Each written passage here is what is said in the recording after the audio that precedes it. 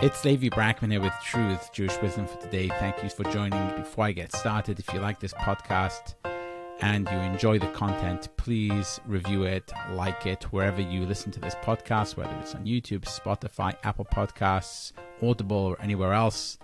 That allows other people also to be able to see it. Now on to this episode. This is the second to last episode in my series about postmodernism. Obviously, this is a Jewish podcast, so it's a Jewish reflection on postmodernism. Now, in general, I don't talk a lot about myself on the podcast, and I focus on ideas. But in this episode, it's going to be a little bit more difficult to separate out myself and the subject, because today I'm going to be talking about Chabad and postmodernism. A series on postmodernism would be incomplete without talking about modern-day postmodernism as it reflects itself in contemporary movements within Judaism. It didn't really occur to me fully that Chabad was something that needed to be spoken about in this context, but in researching postmodern ideas within Judaism, specifically within Orthodox Judaism, I came across Rav Shagar, who I spoke about with Rabbi Levi Morrow.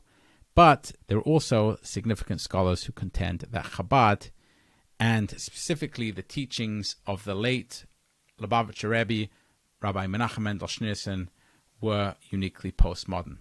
There are Chabad scholars who make this argument, and therefore it's important that we discuss it. Now, people who know me on this podcast know that I was brought up Chabad. I went to Chabad schools and Chabad yeshivas, and I eventually became a Chabad shliach, a emissary in Chabad, and I was a emissary in Evergreen, Colorado for a number of years until I resigned from that. So I have a deep connection with Chabad, obviously, although I no longer consider myself to be a Chabadnik or part of Chabad in any kind of way. I still, though, pray at a Chabad synagogue, and I count a lot of Chabadnikim as my friends. These are people I went to school with, I grew up with, I went to yeshiva with. Very good friends of mine. Most of my brothers are Chabad, my sisters are Chabad, and so I come from what might be considered a Chabad family, although my father never became Chabad, but certainly was brought up within Chabad, and therefore it's going to be difficult to actually separate what I'm going to talk about from who I am, but I'm going to do my best to try and come at this from an objective outsider perspective.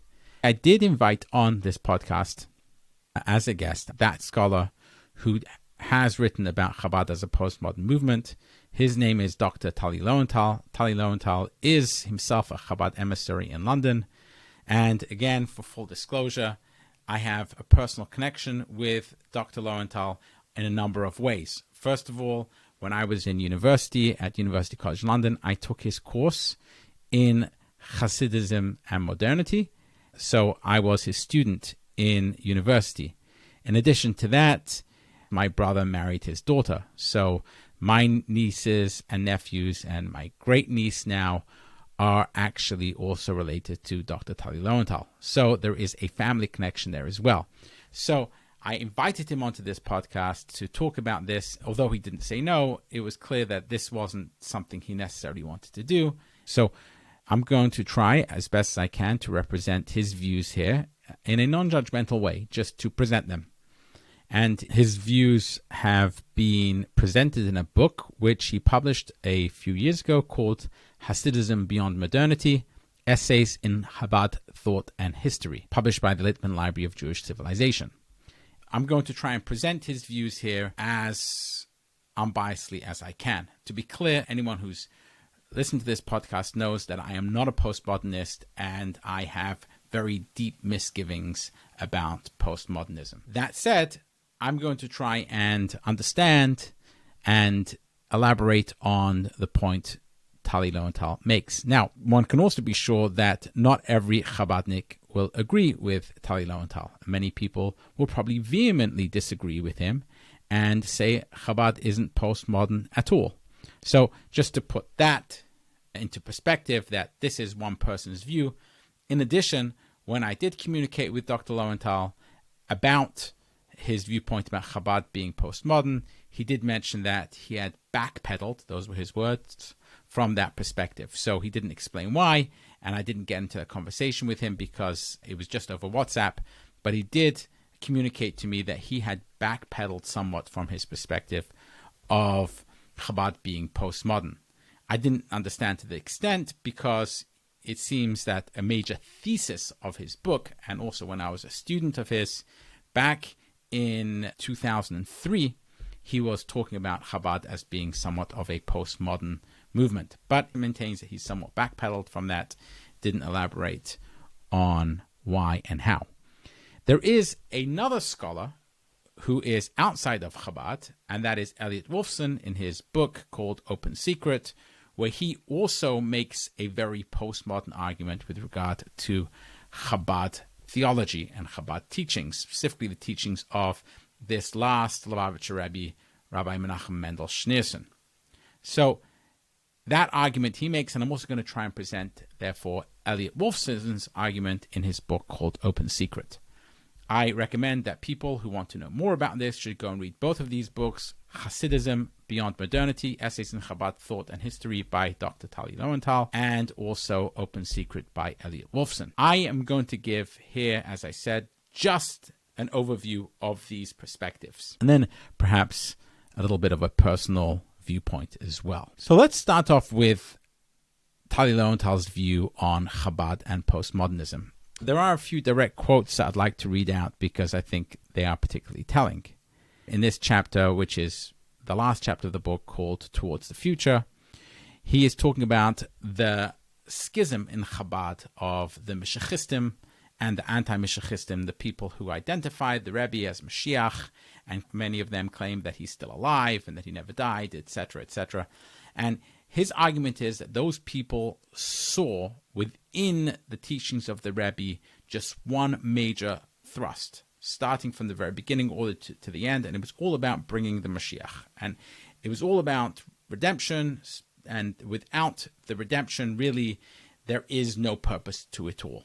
And that was the thrust from the beginning of his teachings in the 1950s till when he passed away in the 1990s. It was all about and leading up towards the bringing of the Mashiach, and that he would then be that Messiah, would redeem Israel, etc. And that is, I think, somewhat how Naftali Loewenthal presents the Meshachist perspective. In arguing against that perspective, Tali Loewenthal writes the following: the simplistic approach, which sees only the messianic goal, misses the multifaceted postmodern nature of the Lubavitcher Rebbe's endeavor. And then he writes on the next page, it is my contention that Rabbi Menachem Mendel was a postmodern figure who brought traditional Judaism into the postmodern age. And that is the crux of his argument. His argument is that you cannot see Chabad and the teachings of the Lubavitcher Rebbe in the light of either the pre-Enlightenment world, the pre-modern world, in other words, or in the modern world, the Enlightenment world, but it has to be seen in the perspective of the postmodern world. Now, he deals straight away with this, well, don't we know that postmodernism is relativistic in nature? Postmodernism basically argues, as we've discussed many times on this podcast, that, well, how can I say this is better than that? So he introduces this idea that he calls simultaneity, and that is, which is itself a really postmodern idea, which is that you can simultaneously have this idea of a postmodern nature of things and traditional at the same time. And he gives an example from postmodern architecture, where you have the old types of buildings, old architecture, which is juxtaposed right next to brand new contemporary buildings, and the two together can flow as one. So he says the postmodern idea of simultaneity, that you can have both and this is part of his argument, that it's not either or, it's both and. And he says within Chabad, you have this idea of both and rather than either or. And especially in the teachings and in the viewpoint of this last Lubavitcher Rebbe, Rabbi Menachem Mendel Schneerson, that is, he says, the perspective that he had, that this was a both and, not an either or.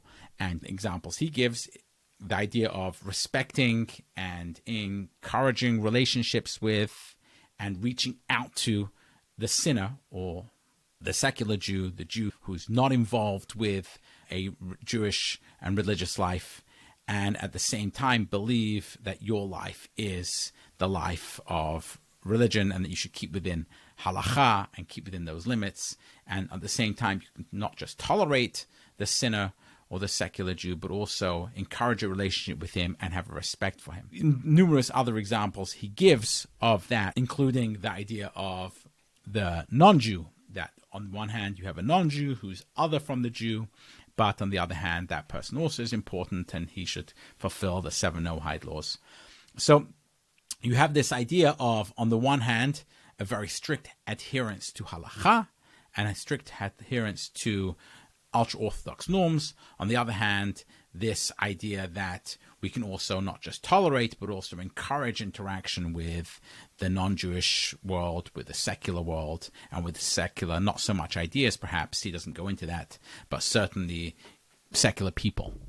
So this is this idea of the simultaneity, that you can have these two things happening at the same time. So whereas a pure postmodernism would have pure relativism, his postmodernism would have this idea that you can at the same time have a strict adherence to Jewish tradition, and on the other hand, you can also have this openness. So part of that argument is that the Haredi world, its response in the first chapter, Dr. Loewenthal talks about this idea about, in the Haredi world, you had this reaction to modernity and to the Enlightenment, which was to button up the hatches, to rebuild the walls of the enclave, and to ensure that we maintain and keep the traditions all intact and not allow any of the Enlightenment ideas to get in. And that was how they maintained their tradition, and they created all these various laws and rules around how to maintain the tradition of Judaism to ensure that none of the influence of modernity or of the Enlightenment seeped in. That was one approach to the Enlightenment. And then there's the other, more postmodern approach to the Enlightenment, which he claims is the Chabad approach, which is that you don't necessarily put up the walls of the enclave, but you keep and maintain the tradition inside, but you also allow a opening to the world outside within the context of a Jewish viewpoint, and rereading certain texts as he goes through in the chapter, and you can go and read it. There's a rereading of certain texts as they relate to sinners and people who are secular, and that those people are also part of the fold, etc. A rereading of those texts to enable the tradition to also accept these people who are now secular and no longer religious, as seeing them in a sense as equals. That's his approach, and therefore he says that this was the view of the Rebbe, and therefore Rabbi Menachem Mendel Schneerson was, in his view, a postmodern figure. Then he gets on to talking about the Messiah, and it's very clear from anyone who studied the teachings of the Rebbe that this was a person who was very, I think obsessed would be the correct word, with the Messiah.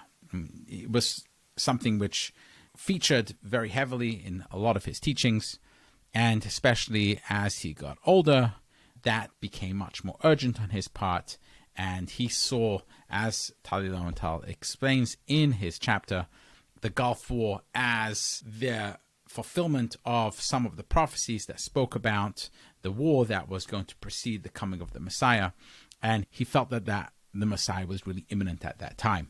A lot of his followers believed that he was going to be the Messiah as well, and that was also based on things that he had said, that he had indicated that perhaps he was going to be the Messiah. Now, I don't want to weed into that whole debate, the debate between the Mashiachistim and the anti-Mashiachistim, who's right. I don't have a dog in that fight. What is interesting to me is the postmodern spin that Dr. Loewenthal puts on this. And that is, in his view, he says that because the late Lubavitcher Rebbe was a postmodern figure and was a person who saw the world in this postmodern sense. Therefore, there was no contradiction to him on the one hand. And here I'm paraphrasing Loewenthal, but this is my understanding of him. Therefore, there was no contradiction in his mind between, on the one hand, saying that the Messiah is coming right now, and on the other hand, that he might not come, and that we have to live a life where he actually might not come. There was no contradiction of him saying, yes, everything I'm doing right now is going to lead up to the Messiah, but on the other hand, also living life as if the Messiah is not going to come at all. You can have these two contradictions at the same time in a postmodern mindset. So therefore, his argument, it seems to me, is that just because the Messiah didn't end up coming doesn't mean that all these other things don't have value in and of themselves. It reminds me a little bit of the Maimonidean argument, where some people argue that, according to Judaism at least, the reason why the world was created was all for humans. And within humans, it was all for the Jewish people. And therefore, everything which was created can be explained in a way to serve humans and therefore to serve Jews. Maimonides in the Guide completely rejects that and says, no, everything has its own purpose. And not each thing should or can be explained in the context of humanity. So all the phenomena that we see in the world around us all have their own unique reason for creation. It's totally separate from the creation of humans. And that would be Maimonides' perspective. Close to this, he's saying that in the thought of the late Lubavitcher Rebbe, there is a individual purpose to all the things he wanted his followers to do. So whether he wanted them to have a mitzvah tank and put tefillin on with people, or he wanted to send them as an emissary to wherever he sent them to in order to bring Jews closer to Judaism and help them study his teachings, etc. All of that had their own purpose, and they brought closer the Messiah. So not that the purpose of it all was only to bring about the Messiah, but they had their own purpose to develop Jewish community, that people should connect themselves with God, and that all had its own purpose on its own. And the fact that it also brought towards the Messiah, that's also good. Now, if the Messiah didn't come, that doesn't mean that it's taking away from all the other purposes related to all the other things that should continue going on. And we can now put the Messiah to one side, it seems that Loewenthal is saying. So you can have these two things at once. On the one hand, you can have everything benefiting for its own purpose in a small sense, and leading to something greater that may or may not happen. And even if it doesn't happen, that's fine. We still have all these other things which are great as well. And so this is, in a sense, the postmodern mindset that he is now, I won't use the word foisting, but he's now attributing, is a better word, to the late Lubavitcher Rebbe. Now, I'm not saying that this is a good or bad argument, but it is taken to the next step with Elliott Wolfson. Before I get on to Elliott Wolfson, it's important to note one other aspect with regard to Loewenthal's argument. So Loewenthal quotes Derrida. Derrida is the famous postmodern philosopher, Jacques Derrida, of deconstruction fame, where the periphery becomes the center becomes the periphery. And his argument is that in a postmodern world, that which used to be the center, the most important thing. So think about back in the time of a pre-modern world, you had the squire or the landowner, etc. They were the most important. And then what postmodernism does, it turns that on its head, and it turns the people who are on the periphery, the people who are oppressed, for example, they become the most important. And Loewenthal argues that in many ways, Chabad has turned this on its head. The periphery become the center become the periphery. That once upon a time, you had the scholar being the most important, and now you had the simple Jew, or the person who's even the sinner, the Baal Tshuva. That person can become much, much more important than even the great righteous person, etc., and that he considers to be a postmodern concept. But he takes that a step further at the end of the book, where he talks about when the Lubavitcher Rebbe died, you didn't have a successor, and there was no person who succeeded him. And that, he argues, is because the ideas which Rabbi Menachem Mendel taught were uniquely postmodern, in the sense that now no longer do you need these leaders anymore. every person is individually empowered to be their own leader. So whereas in a pre-modern world, and even in a world of modernity and enlightenment, you still had the preeminence of the scholar. So pre-modern world, it was the wise person, and then in the modernity, it was the scientist. In the postmodern world, it becomes everybody. And you no longer need that kind of leadership because everybody is their own leader. Everyone is empowered on their own to be their own Rebbe, if you like. And therefore, there is no need for a leader, which is interesting because that then leaves room. We still have a leader, it's just that leader's no longer alive, and he's venerated posthumously as continuing to be a leader and very much engaged in people's lives. So it's not all the way correct, but this is his argument nonetheless. And if you actually listen back to the first episode of this podcast, when I interviewed Zevi Slavin from Seekers of Unity, he actually made this point that Rabbi Menachem Mendel didn't want to have any leader succeed him because he was passing the torch to everybody. Paraphrasing his words, but that was one of the things he said in the episode in which I interviewed him. So this seems to be somewhat of a prevalent view out there amongst some Chabad followers, that the reason why the Rebbe didn't have a successor was because no need for a successor in a postmodern world. Be that as it may. This is then taken to the next step by Elliott Wolfson. Now, I'm going to differentiate people like Zevi Slavin and people certainly like Tali Loewenthal. Tali Loewenthal, I would argue, is a scholar from inside Chabad, compared to Elliott Wolfson, who is not a person who comes from inside the Chabad movement. So he's a scholar, an academic who studies postmodernism and also studies Jewish mysticism and has studied Chabad and is considered to be today probably the preeminent academic scholar of the theology of Rabbi Menachem Mendel Schneerson. So he takes this all to the next step, and he argues that from within the theology of Rabbi Menachem Mendel is this postmodern idea, leaning on people like Derrida, Franz Rosenzweig, Gershom Scholem, and others. Elliott Wolfson talk about this idea of the Messiah in a paradox, that the idea of a future that can never actually come about. The idea, Derrida, in good old postmodern fashion, has this idea of yearning for a future that may never come about because there is no such thing as the future, and this is me paraphrasing it, because the present always turns into the future.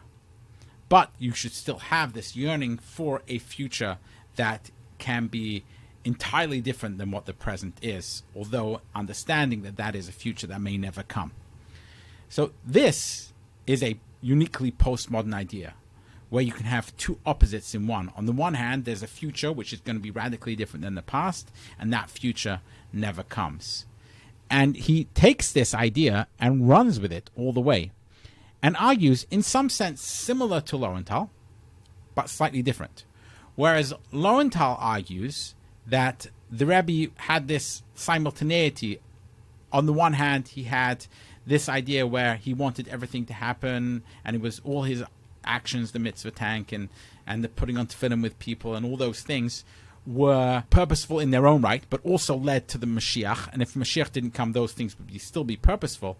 Whereas Elliott, using Derrida's idea of that future might never come, but it's still yearning for it and wanting to live a life where that future is still very, very important and beneficial. So in his viewpoint, it seems that the whole idea of there being this redemption and this Messiah coming was something which was never to be taken seriously. In his view, the Rebbe, as this postmodern figure, never really wanted this great Messiah to happen. I think that looking at some of the YouTube of teachings of Wolfson, he seems to have dialed it a little bit back from this perspective. But certainly in the book Open Secret, it seems very clear that this is what he's reading from the Rebbe's teachings. That according to this point of view, you have this very postmodern idea where the coming of the Messiah is really not a thing which should actually happen in actuality, but rather it's something you're yearning for and it's for a world that you're trying to create within yourself and within your own purview, where you are living a true postmodern life, where all these contradictions are really not contradictions and they're all one. So he has this idea of a veil, and that the veil is not just a veil and it's to cover up something, but the veil is there in order to reveal something about the veil itself, which is really important. And through the veil, you can see the next step forward of the revelation. If this sounds like mumbo jumbo, it is a little bit. But these are the arguments that they make, and they're uniquely postmodern arguments, which basically says that all these contradictions are not real contradictions when you really study them and get into them, but they're really all one saying the same thing. And one might argue that this is actually what the late Lubavitcher Rebbe was coming to teach, and that he was uniquely a postmodern figure in that sense, and was in line with some of those postmodern thinkers who lived in his time. You know, he did live in France for a certain time, so he maybe was influenced by the ideas of these postmodern thinkers from the French school. And perhaps he was also brought into this idea that maybe part of the argument against modernity and to counteract the Enlightenment was to move to postmodernism, because they saw, and as we've discussed in this podcast, because many people, Kant including, saw modernity and the Enlightenment as a threat to religion, the next step of postmodernism was something which could then, in many ways, counteract the Enlightenment. And then by counteracting the Enlightenment, you now can have space again for religion. And in some ways, this was also an argument made in the last episode by Daniel Reinhold, that the space for religion is this place where we don't know anything. It's a little bit less of that argument. But once you get to the next stage where everything which seems like contradictions, they're not really contradictions if you're able to look beyond the looking glass. You can see that they're all one, and everything is really one, and there aren't really contradictions in anything. And if you think they're contradictions, it's only because you're not looking deeply enough. You're not getting beyond to the next stage to see how everything is really truly just one thing, and that which is hell and vehesta, that which is covering up, that which is concealment, is not really concealment, but is actually the thing itself that you're looking for. So within the concealment, you can actually see the essence, and the concealment itself is a reflection of the essence. And if you're able to live that life, and you're able to actually bring that into yourself personally, you can see it, then you bring forth this redemption within yourself, and then that is the redemption which everyone seeks. That may or may not lead to the ultimate redemption with a Messiah coming, redeeming all of Israel, etc. But that's not the point, according to this way of thinking. The point is to live a life where you are able to see all the contradictions as not contradicting at all the as essence rather than concealments. And once you live that life, there's perhaps no reason for a Messiah. A little bit like what Derrida is saying, that if you're moving towards this massive change, and you're doing everything you can for this massive change of a future, which will never come, but you're still living your life in accordance to this massive change. And therefore, it doesn't matter that it's not going to come. Maybe it's already here. In that sense, Elliott, Wolfson, and Naftali Loewenthal see Chabad theology, specifically as described by the seventh and the latest Lubavitcher Rebbe, Rabbi Menachem Mendel Schneerson, as uniquely postmodern. And they seem to make somewhat of a compelling argument.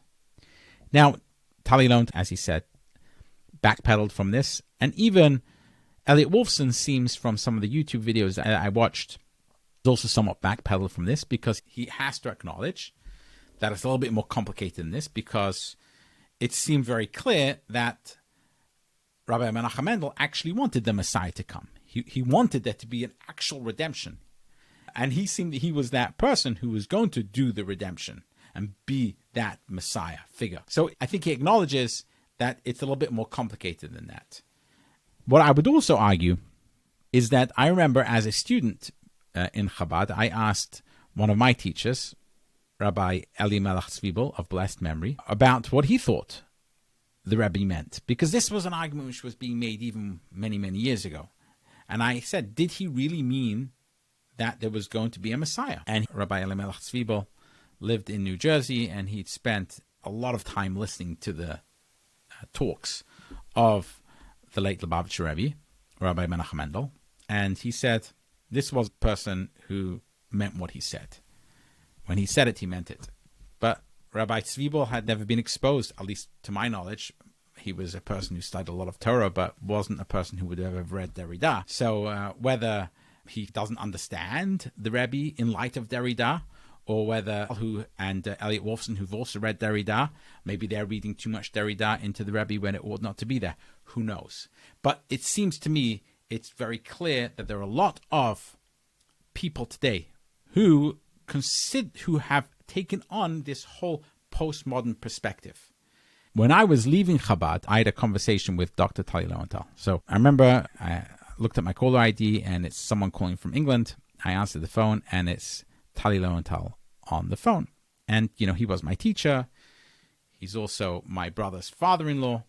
And so it was a welcome call. And he had heard that I had left or was leaving Chabad, and he wanted to have a chat about it. And we had this conversation, and he brought up some of Elliott Wolfson's arguments.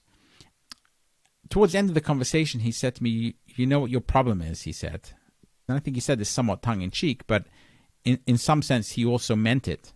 He said, your problem is that you're a Mishachist. Now, of course, I didn't think that the Rebbe was the Messiah, and I didn't think that the Rebbe was bringing about the Messianic age, of course. But what he meant was that I wasn't seeing all of these teachings in the correct postmodern light.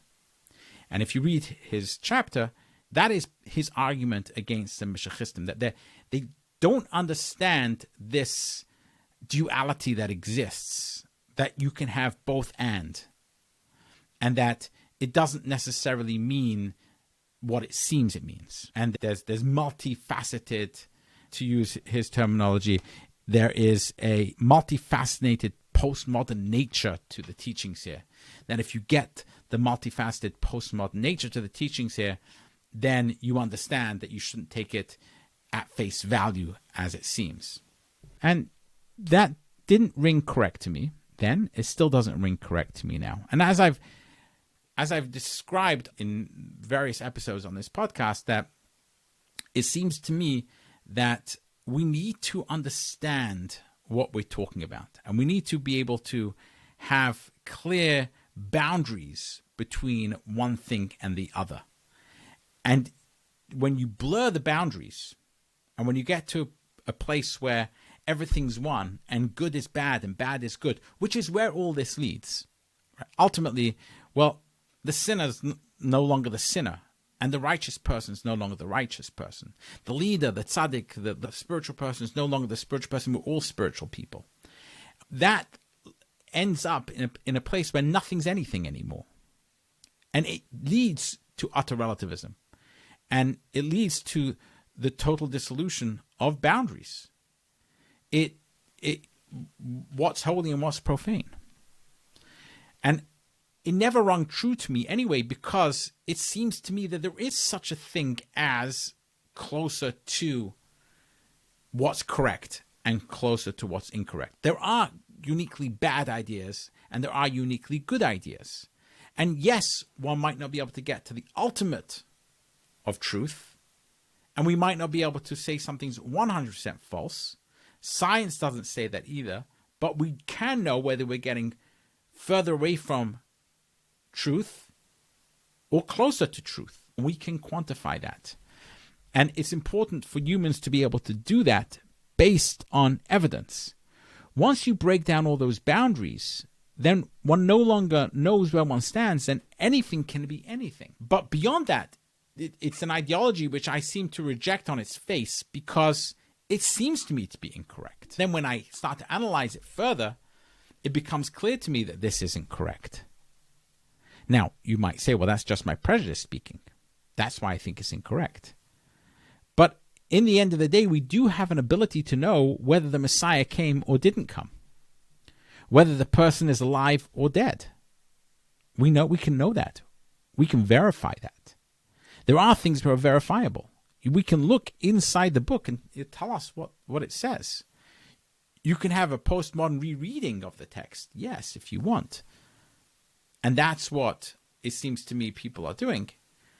But it doesn't seem to me to be therefore correct. And anything can go is not really what we're talking about. Now, the idea of simultaneity from Naftali Loewenthal's perspective is you can have both and you can have your cake and you can eat it. Why not?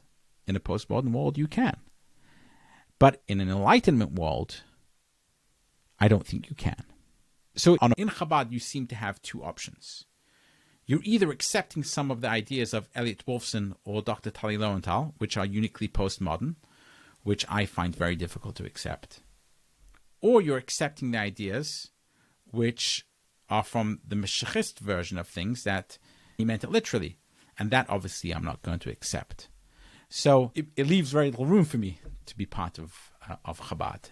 That doesn't mean that I don't have a lot of friends in Chabad and I don't really enjoy the people and enjoy a lot of the culture. I do, a lot of respect for it. But as someone who is not postmodern, much more of a Enlightenment person. And again, I would say it's a shame, I think, that religion turned its back on Enlightenment and didn't try and co-opt it instead, because I think that there is a lot of room for coexistence between religion and the Enlightenment. And as a matter of fact, in my view, ultimately, the real enemy of religion is not the Enlightenment, but postmodernism is a much bigger enemy of religion than the Enlightenment is. As a footnote to all of this, this can now explain a recent story that took place that made international headlines, and that was when a group of students started tunneling, although it seems that they weren't really tunneling, but they were excavating underneath the women's section of the synagogue in 770 Eastern Parkway, which is the Chabad headquarters. And that made international headlines because it seemed like these young people were creating a tunnel and it seemed all cloak and dagger and secretive, etc. But this really represents the two ways in which people within that movement seem to see things. Firstly, you have the people who represent those who see what Rabbi Menachem Mendel said as literal, and he spoke about the Messiah coming. He spoke about the synagogue in 770 being a part of the future temple which will be built in Jerusalem, and he wanted people to expand 770, a precursor to building the temple. Then you have others who perhaps look at it in the less literal sense and see it as the both and perspective and see it more from the postmodern point of view. And each one has their viewpoint. But this perhaps can explain a little bit of what we saw there in the tunneling or the unauthorized expansion of 770. So this might explain those two sides of things and how they came and clashed. They really are a clash of a pre-modern viewpoint with a postmodern viewpoint in some ways. On the one hand, the pre-modern viewpoint represented by the people creating the unauthorized expansion of the synagogue in 770, and perhaps those who opposed it represent this more postmodern viewpoint of how to understand the words of their Rebbe, Rabbi Menachem Mendel. So, in summary, this has been a longer episode. I've tried very hard to give a faithful reading of Dr. Naftali Loewenthal's view on Chabad and postmodernism, and also somewhat of an overview of what Elliott Wolfson says is the teachings of the late Lubavitcher Rebbe, Rabbi Menachem Mendel, on how that dovetails with postmodernism, and a little bit of an overview of why I find that very difficult to accept. I'll have one more episode on postmodernism, and then that will end the series. And so the next episode is really going to be more of a wrap-up, and then we'll go on to a new series, which I'm still trying to figure out what that's going to be. I will have more to announce on that next episode. So meanwhile, this has been Levi Brackman with Truths, Jewish Wisdom for Today. Thank you so much for joining, and until next time.